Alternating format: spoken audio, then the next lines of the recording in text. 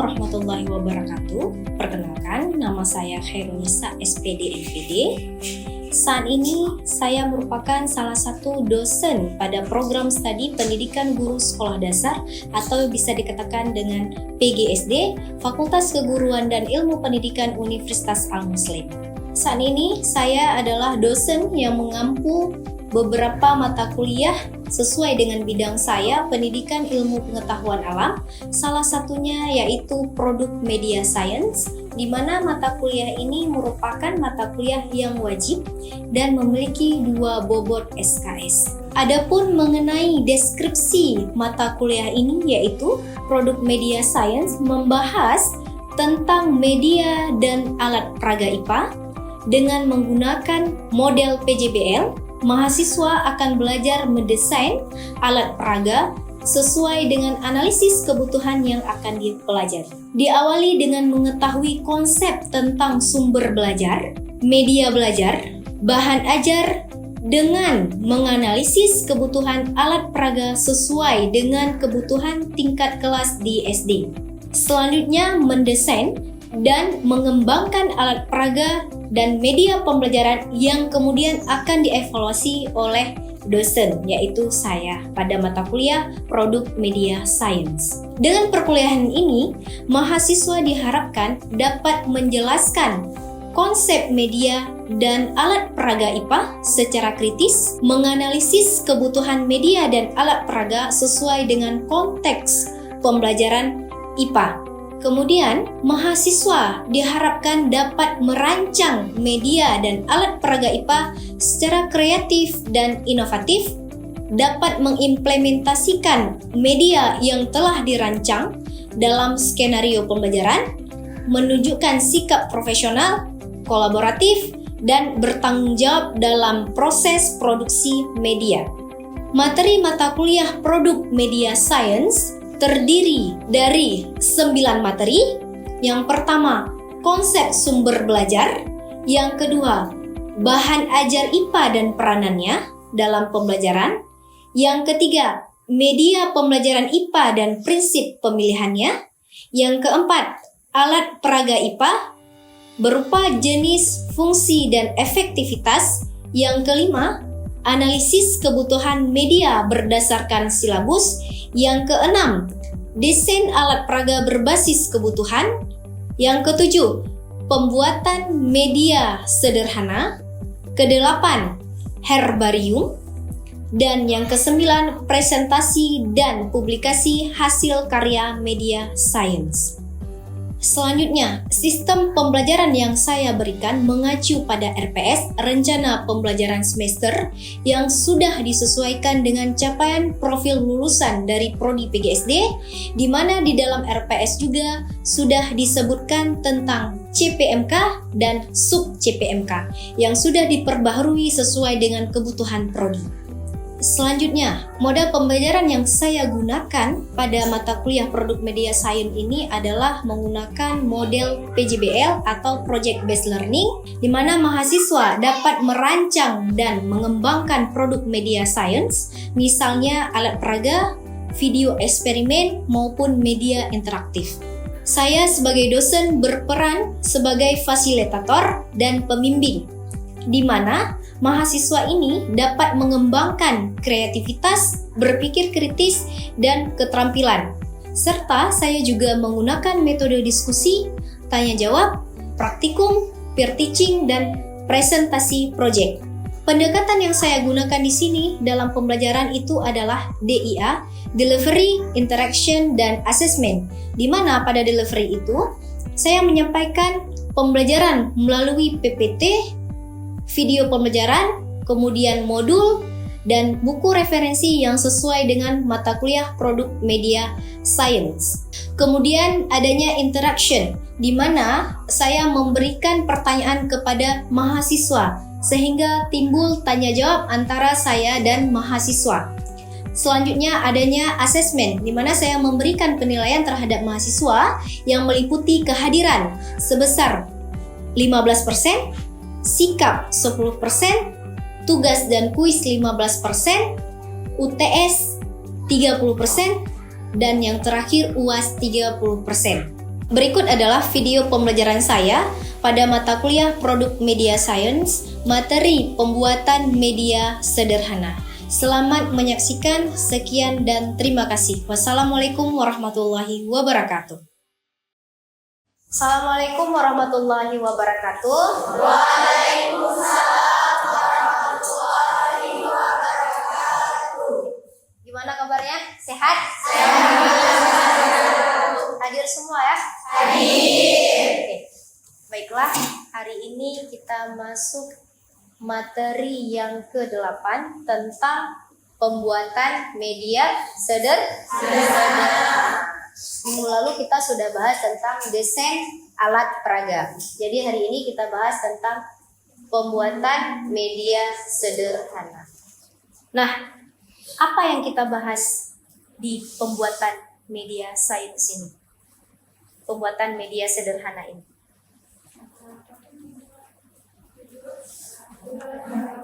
Apa?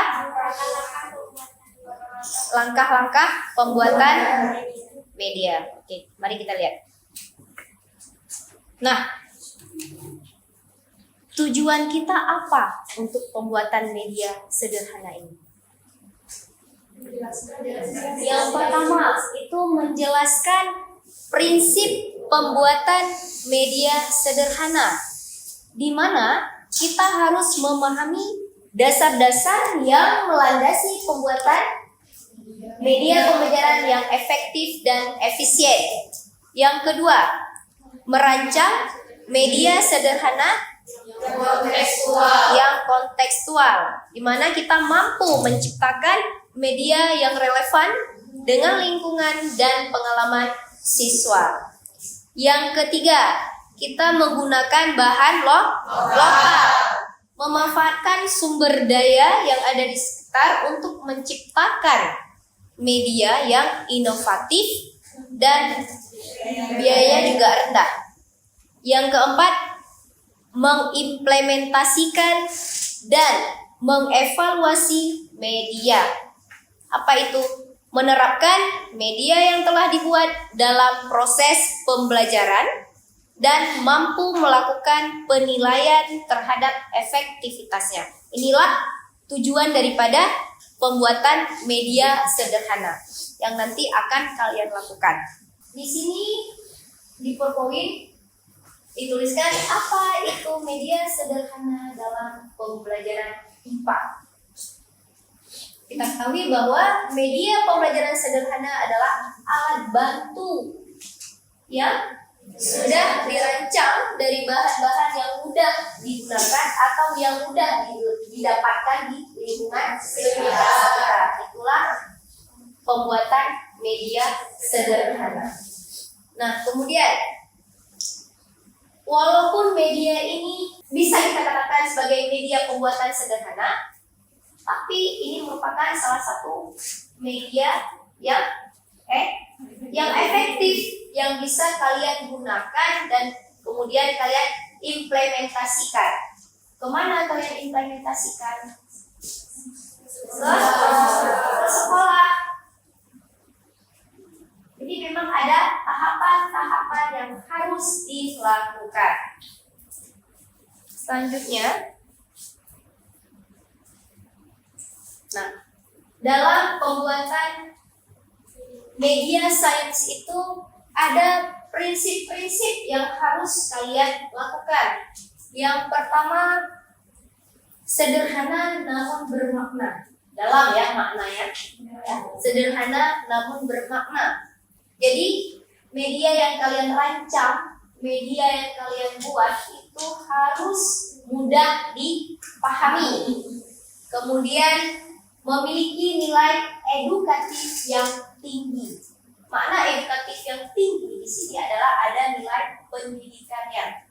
Ya, ada teorinya di sini. Jangan sampai kita membuat alat sederhana, tapi kita nggak tahu bagaimana cara kita penyampaian terhadap siswa. Yang kedua, murah dan terjangkau. Jadi kita manfaatkan dari bahan-bahan bekas, bahan-bahan yang ada di sekitar kita. Kalau sains itu banyak yang bisa kita manfaatkan dari lingkungan kita. Nah, kemudian harus aman digunakan pada siswa SD.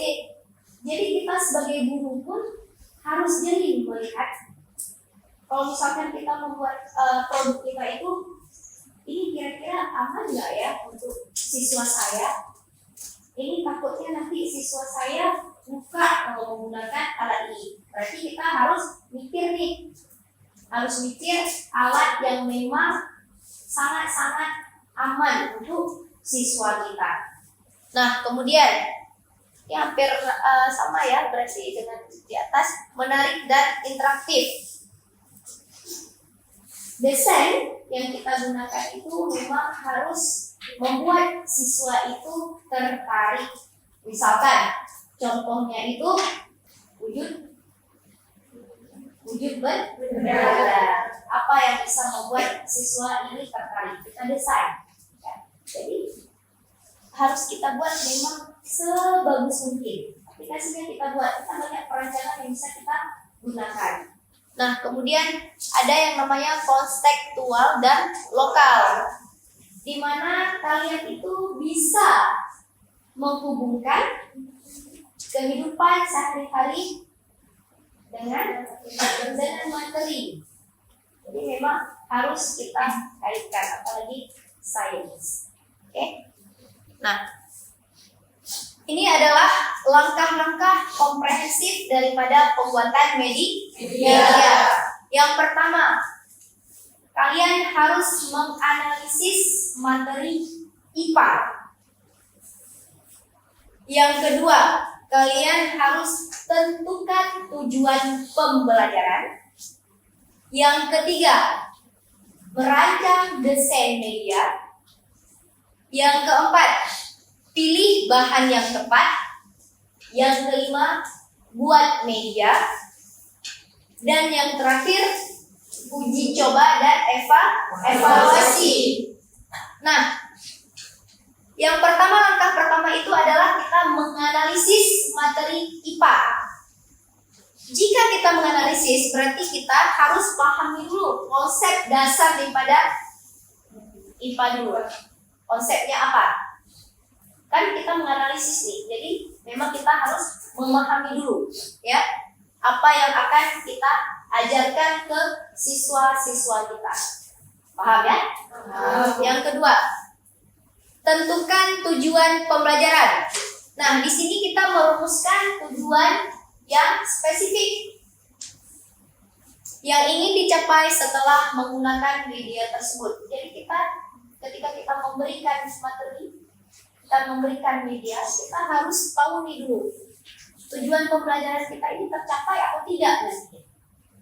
Jadi memang harus dipikirkan. Nah, kemudian kita rancang desain medianya. Berarti kalian buat sketsanya bagaimana, alatnya bagaimana, dirancang dulu, didesain dulu. Udah menarik, baru nanti kemudian kalian siapkan alat ya yang ingin kalian gunakan di produk kalian. Ini termasuk dipilih bahan yang tepat. Nah, kemudian buat media. Udah kalian desain, udah kalian rancang, baru kalian buat medianya. Udah lengkap itu semua, baru buat media, buat sebagus mungkin, semenarik mungkin, se-edukatif mungkin. Nah, kemudian baru kalian uji coba.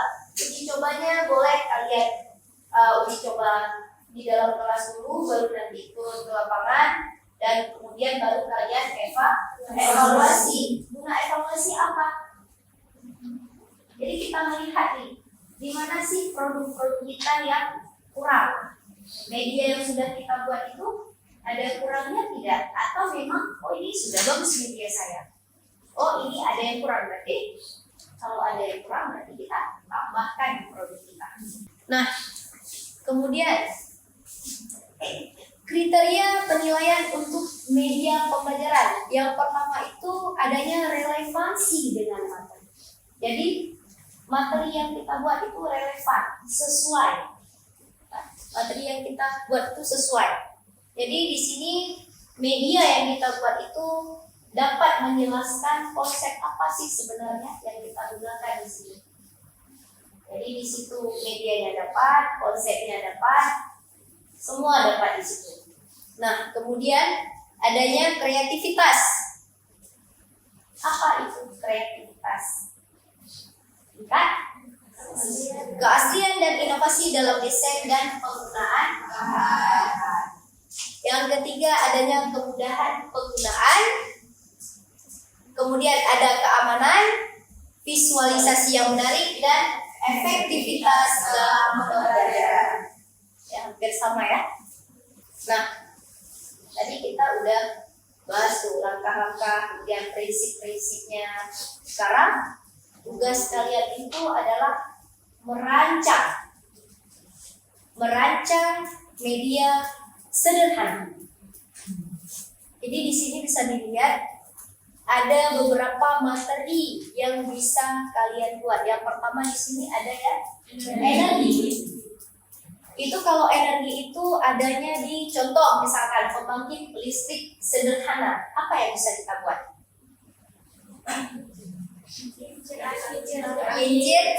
Kincir angin. Kemudian yang kedua itu ada perubahan wujud zat. Yang sederhananya apa di sini perubahan wujud zat? Lilin ya dipanasi boleh. Kemudian ada es krim ya yang mencair. Banyak perubahan wujud zat yang bisa kalian gunakan sebagai media ataupun sarana pembelajaran kalian ya. Nah, kemudian bunyi dan getaran. Contohnya apa?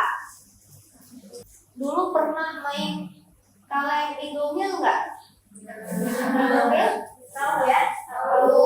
Kaleng susu? Ya, tahu nih, kaleng susu. Kaleng susu kalian lubangin ya, satu orang satu ujung-ujung, teriak suara, kedengar nggak ke sana? Kedengar. Ketika kalengnya itu dilempar, bunyi nggak? Bunyi. Itu termasuk ke dalam bunyi dan getaran. Nah, kemudian organ tubuh. Jadi bisa kita buat contohnya, misalkan kita mau lihat tentang paru-paru. Jadi bisa kita lihat, kita buat dari botol minum. Dari botol minuman, dari balon. Ya, bisa kita gunakan. Nah, ini adalah tugas yang akan kalian rancang. Jadi minggu depan kita duduk, kalian merancang. Ya. Media sederhana adalah salah satu alat paling efektif untuk menciptakan pembelajaran IPA yang menyenangkan, interaktif, dan mudah dipahami dengan memanfaatkan bahan-bahan yang ada di sekitar kita. Nah, oke. Sampai di sini materi kita. Sebelum penutupan, Ibu mau bertanya dulu. Ada yang tidak paham tentang materi yang tadi, atau memang ada pertanyaan tidak? Ada pertanyaan tidak? Oke, tunjuk tangan yang ini. Ya, silakan. Di bagian langkah-langkah pembuatan media sederhana, kan yang terakhir ada uji coba dan evaluasi. Tadi Ibu jelaskan bahwa kita uji cobanya di kelas dulu sebelum turun ke lapangan. Nah, itu di bagian evaluasinya, kita lakukan evaluasi setelah uji coba di kelas atau setelah turun ke lapangan.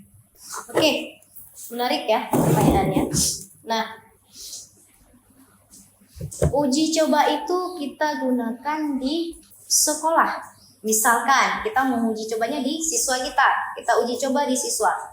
Di kelas itu kita kan bisa melihat rancangan produk kita ini ada kurang atau tidak. Sesudah dari kelas itu barulah kita evaluasi hasil daripada si uji coba yang terjadi di kelas.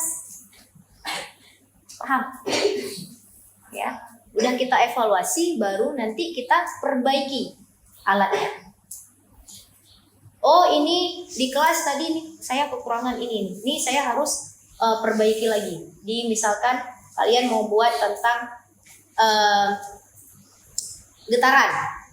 Jadi pegas bisa kita pakai di situ. Contohnya seperti itu. Jadi evaluasi itu dilakukan sesudah melakukan uji coba. Oke. Berarti itu ada tugas untuk kalian dikerjakan biar nanti bisa saya melihat bagaimana hasil daripada karya kalian. Nah, jadi kesimpulan yang dapat kita ambil hari ini itu apa? Dalam pembuatan media sains, kita dapat membuat pemahaman kepada siswa bahwa media sains dapat kita rancang dengan bahan-bahan seadanya di sekitar kita, seperti bahan-bahan alat bekas. Ya, bagus. Berarti kesimpulan hari ini adalah banyak sekali media-media ataupun pembelajaran yang bisa kita gunakan dari segi lingkungan kita sekitar. Itulah kegunaan daripada pembuatan media sederhana. Jadi memang memanfaatkan yang ada di sekitar kita. Oke. Saya rasa cukup jelas ya. Cukup jelas nih ya untuk materi pembuatan media sederhana. Minggu depan tugasnya dikerjakan, nanti kita masuk ke materi selanjutnya. Ya. Saya cukupkan hari ini. Sampai berjumpa minggu depan. Saya akhiri dengan wabillahi taufiq hidayah. Assalamualaikum warahmatullahi wabarakatuh. Waalaikumsalam warahmatullahi wabarakatuh.